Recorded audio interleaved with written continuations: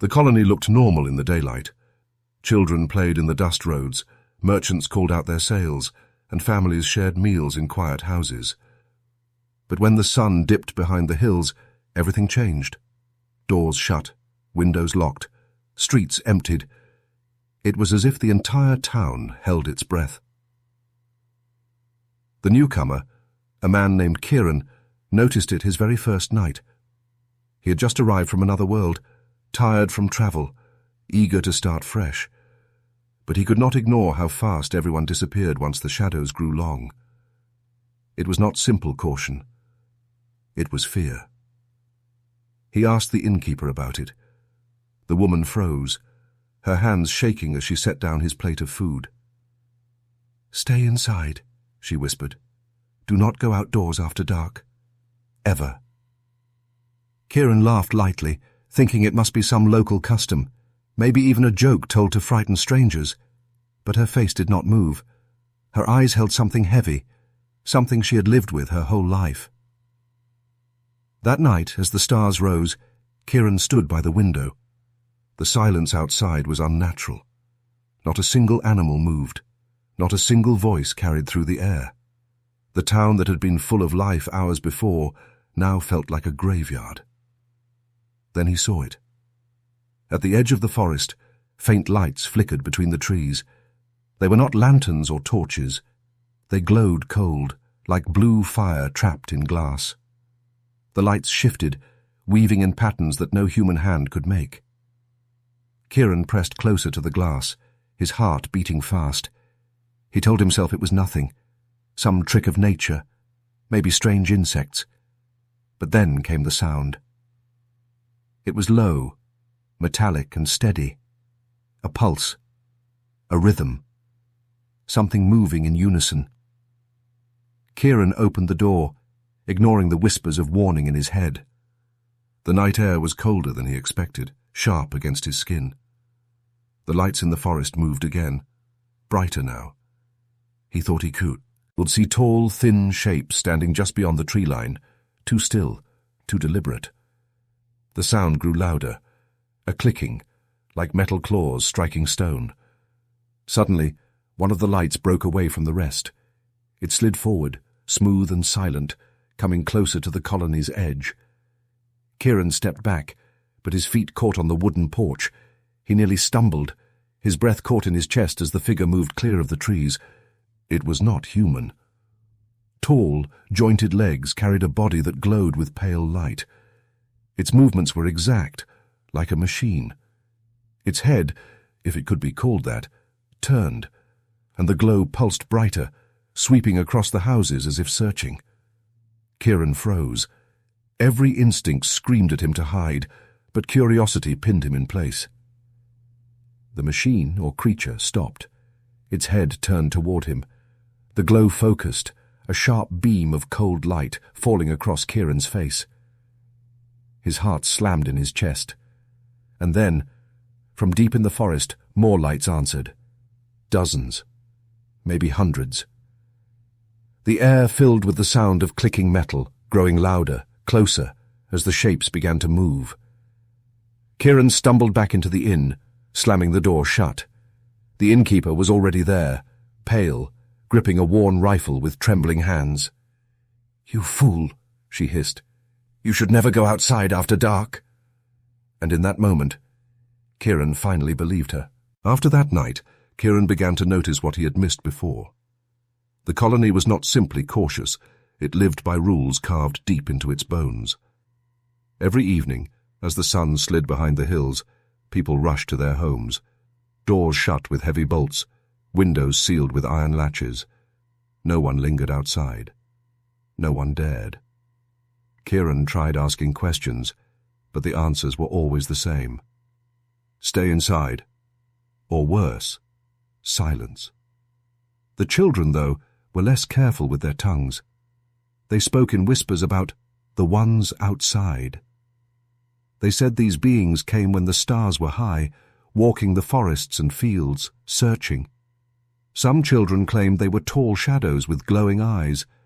Others swore they were machines made of bone and metal. To the children, These stories were like bedtime tales, warnings told by parents to keep them safe.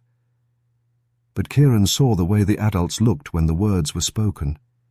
Their faces tightened, their eyes turned away. They did not laugh. They did not correct. And that silence was more frightening than the stories themselves. Rumors spread quietly, passed from ear to ear. A farmer swore he once saw a neighbor leave at dusk and never return.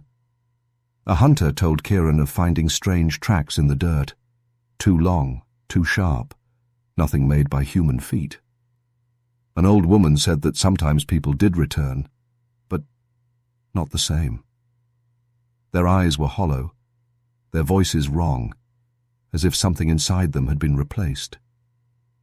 The whispers pressed on Kieran's mind, like shadows stretching across the colony walls. At night, the stillness grew heavier. Even the animals knew to vanish. No birds sang, no dogs barked. The silence outside was deeper than any wilderness Kieran had known, broken only by that faint metallic pulse he had heard before. The colony had learned to live with fear. It had shaped their lives, their rules, their very hearts. They accepted it as unchanging truth. Don't go outside after dark. But Kieran could not stop asking himself the question the others refused to face. What was really out there? Kieran could not sleep. The whispers, the rumors, the fear in the eyes of the townsfolk. It pressed against his mind like a weight. He told himself he would never understand the truth unless he saw it with his own eyes. So one night, when the sky was black and the colony silent, he slipped out of his room. He carried no lantern, only the pounding of his own heartbeat. The streets were empty, every door locked tight, as if the town itself had turned into a cage. Kieran passed the last line of houses and stepped into the open fields. The air was cold, sharp against his lungs. Ahead the dark trees loomed, their branches tangled like claws reaching toward the stars. He hesitated, but the memory of those glowing lights pulled him forward. And then he saw them. In the clearing beyond the trees, shapes moved. Not men, not animals. Tall, insect-like figures stood on jointed legs, their bodies glowing with faint blue light. Their movements were slow, careful, almost methodical, as they swept strange beams of energy across the ground. They were not searching for food. They were not hunting prey. They looked like wardens, guards patrolling a prison, making sure nothing broke the rules. Kieran crouched low, his breath shallow. He tried to count them. 6. No, 7. Maybe more, hidden deeper among the trees. Their long limbs bent and straightened with unnatural precision, each step making a faint clicking sound. For a moment, he thought he was safe, hidden in the shadows. But then, one of the creatures stopped. Its head turned, and the glow from its body brightened. Kieran froze. The creature tilted, scanning the field. Then, as if sensing him, it let out a piercing metallic cry. The other figures reacted instantly. Their patrol turned into a hunt. The clicking grew louder as they shifted direction, toward him. Kieran's body finally obeyed his fear. He ran, branches whippy, aired at his face as he pushed through the woods, stumbling over roots and rocks. Behind him, the machines crashed forward, their limbs moving with terrifying speed. He could hear them splitting trees apart, as if they were paper. A beam of cold light cut across the ground, slicing just past his legs. Another struck a tree beside him, burning its bark black. They were not only chasing him, they were testing their aim. Kieran's chest burned as he reached the edge of the colony. The walls loomed ahead, silent and dark. He sprinted harder, throwing himself across the dirt road, his heart hammering like a drum. The creatures did not follow past the fields. They stopped just at the tree line, their glowing bodies flickering like distant fires. For a moment, one of them stood tall and still, watching him, Then, slowly, the patrol turned back into the forest, vanishing into the night. Kieran collapsed on the ground, gasping for air. He had barely escaped. And now, he finally understood. The fear of the colony was not superstition. It was not old stories meant to scare children. It was survival. Kieran could no longer stay silent. The next morning he demanded answers. He stormed into the meeting hall, his voice echoing against the old wooden walls. "You all know what's out there," he said. "I saw them. Machines, tall, glowing, hunting in the dark. And you expect me to believe it's just fear? No. Tell me the truth." The elders sat in silence at first. Their faces were lined with years of secrets, their eyes heavy with things they had carried too long. Finally, the oldest among them, a man named Arel, spoke. "You should not have gone outside," Arel said, his voice rough. "But since you have seen them, you deserve to know why we live this way." The room grew cold as the elder began his tale. Generations ago, when humans first spread across the stars, they found this world. Strong soil, clean water, clear skies. They thought it was perfect, but they were not the first to claim it. The creatures in the woods were already here. At first, the settlers thought they were simply machines left behind by another race, silent guardians, harmless. But that illusion broke quickly. One night the settlers sent patrols beyond the forests. Only half returned. Those who did came back changed, their eyes empty, their voices hollow. Soon, the truth became clear. The machines were not passive. They studied, they captured, they tested, and if they chose, they killed. Arel's voice trembled as he spoke, but he did not stop. "We fought them once," he said. "Human fleets came. Weapons burned across the sky. But it was useless. For every machine destroyed, 2 more appeared. They were not defending land. They were enforcing a rule older than any of us. The colony had been given a choice: obey or be erased. So the deal was struck. The machines would allow humans to live here as long as they followed one law: never step outside after dark. The night belonged to them. Al ways. Kieran felt his chest tighten as he listened. "So, we've been prisoners all this time?" Arel nodded slowly. "Prisoners who still breathe. That is more than our ancestors could say." The younger colonists shifted uneasily in their seats. Some lowered their heads, ashamed. Others clenched their fists in anger. But none dared to speak against the elder's words. Kieran's mind raced. He thought of the patrol he had seen, the cold beam of light that had nearly ended his life. These were not mindless hunters. They were wardens, keeping watch, making sure humans stayed within their cage. The elder's final words hung heavy in the hall. "They do not just kill," Arel said softly. "They learn. They take us apart piece by piece, looking for answers only they understand. That is why we obey. That is why the rule must never be broken." Silence filled the room. For the first time, Kieran understood the true weight pressing on the colony. They were not living in peace. They were surviving in a prison built under alien eyes. And the worst part was simple. The people had accepted it. For many days, Kieran tried to live with the truth. He kept to the colony's rules, locking his door at dusk and watching the faint glow of the machines from behind glass. The weight of the elder's story pressed heavy on him. Perhaps survival really did mean silence and obedience. But then, one night, everything changed. A scream shattered the stillness. Doors flew open, lamps lit the streets. A family's house stood wide open, its locks broken. Inside, the parents wept. Their child was gone.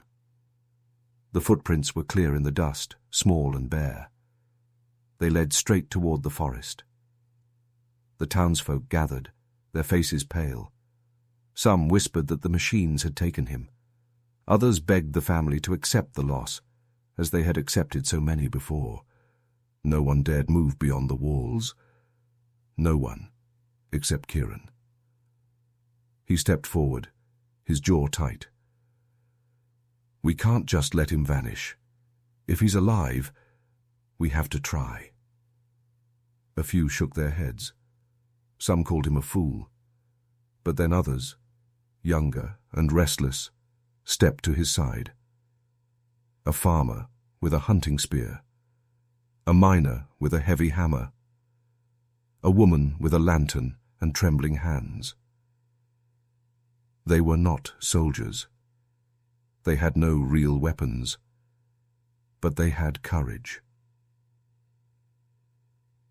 Together, under the cover of night, they crossed the silent fields and entered the trees. Every step felt like breaking chains. Every breath was heavy with fear.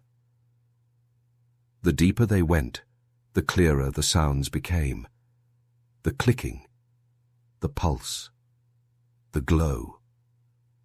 Kieran raised his hand, signaling the others to stay low. Ahead, in a wide clearing, the machines gathered. But this time, it was different. They were not patrolling. They were building. Towering structures of metal rose from the earth, pulsing with light. The machines moved in perfect order, carrying strange pieces, locking them together. The air shimmered with energy. It was not hunting. It was preparation. The group watched in surprise, silence, hearts pounding. The missing child lay on the ground nearby, unmoving but alive. One of the machines hovered over him, scanning his body with beams of pale blue. Kieran felt anger burn through his fear. He whispered to the others, "We get him back, no matter what." They moved quickly, using shadows as cover. When one machine turned, the farmer hurled his spear with all his strength. It struck the creature's limb, sparking bright. The machine shrieked in a piercing metallic cry. The clearing exploded into chaos. The miners swung their hammers.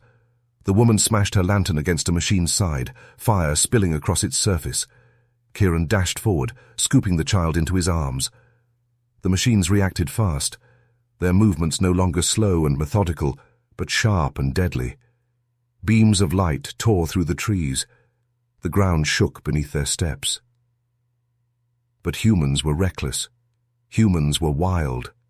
They fought with noise, with fire, with raw desperation. And for the first time, the machines hesitated. Kieran and the others stumbled back into the forest, carrying the child. Behind them, the towering structures pulsed brighter, as if alive. And in that moment, Kieran understood something terrifying. The machines weren't just wardens. They were preparing for something bigger, something the colony had never been told. They returned to the colony with the child still breathing. His parents wept with joy, clutching him tight, but their joy was mixed with fear. The group had broken the one rule. They had gone outside after dark, and worse, they had been seen. At dawn, Kieran called the people together. He told them what they had witnessed in the forest, the machines building something vast, something far beyond simple patrols. His words struck like thunder. For years the colony had lived in quiet fear, telling themselves that silence was survival. But now, silence seemed like surrender. "We are not safe," Kieran said. "We never were. These rules are chains, and chains can be broken." The younger colonists looked at one another, their fear twisted into anger. Even some of the elders lowered their eyes, ashamed. That night, the machines returned, stepping from the tree line with their glowing bodies and clicking legs. But this time, the colony did not hide. The small group who had gone into the forest led the defense. They had no advanced weapons, no fleets or armies. But humans had something the machines did not: recklessness, creativity, and the will to survive. They dug pits and covered them with nets. They lined rooftops with oil-soaked cloth and lit them ablaze, casting fire into the night. Miners strapped explosives to carts and sent them rolling into the machine's legs. Farmers tied ropes between trees, tripping the tall creatures as they charged. The machines moved with precision, but they could not predict the chaos of human resistance. One moment fire blinded them. The next, traps pulled their limbs down into the dirt. The battle raged through the night, metal shrieks echoing across the hills. And then, something no one had ever seen before happened. The machines stopped. One by one, their glowing bodies flickered. They backed away from the burning fields. Their clicking faded into the trees. For the first time in living memory, the machines retreated. The colony stood in stunned silence, the flames lighting their faces. Their fear had always told them resistance was impossible. Yet here they stood, alive, having forced the wardens to flee. The elders whispered in disbelief. The younger colonists raised their fists, shouting into the night. Even those who had once accepted the rules now felt the fire inside them. They had learned the truth. The rules were never protection. They were chains, meant to keep humanity small, afraid, and obedient. Now the people of the colony knew they could fight, and once that truth was known, there was no going back. The colony began to prepare, not for hiding, not for silence, but for war. The fires in the fields slowly burned down to embers. The people stood together, bruised, weary, but unbroken. For the first time, the colony had stood against the machines and survived. But survival did not bring peace. Kieran looked to the forest. The tree line was silent, empty, but he knew it was only for now. The machines had retreated, but they had not been defeated.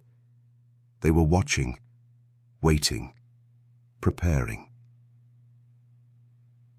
The colony worked through the night, tending to the wounded, repairing what was broken. Yet under their victory, a new fear spread. If the machines had always been content with patrols, why were they now building something larger? What were they preparing for? No one had an answer. The elders tried to comfort the people, but their words felt hollow. The truth was clear. The world outside their walls was not just dangerous, it was a warning of something far greater. Kieran stood before the gathered crowd as dawn broke, his voice carrying across the silent streets. "We've lived in fear for too long," he said. "We thought the rules kept us safe, but they were never for our safety. They were to keep us weak. And now, we've seen it with our own eyes. The night belongs to them, but it doesn't have to stay that way." The people listened, their eyes wide, their hearts torn between terror and hope. Then his tone changed, softer, darker, almost like a whisper meant for more than just the colony. "If you ever find yourself on a colony where the people say, 'Don't go outside after dark,' listen, because once you step out there—" He paused, his gaze drifting toward the woods, where the faintest glow flickered deep between the trees. "You'll regret it." The silence that followed was heavy, unbroken. The people knew the machines would return. The question was not if, but when, and in what numbers. And beyond the colony, in the vast night, the machines waited. The darkness was not empty.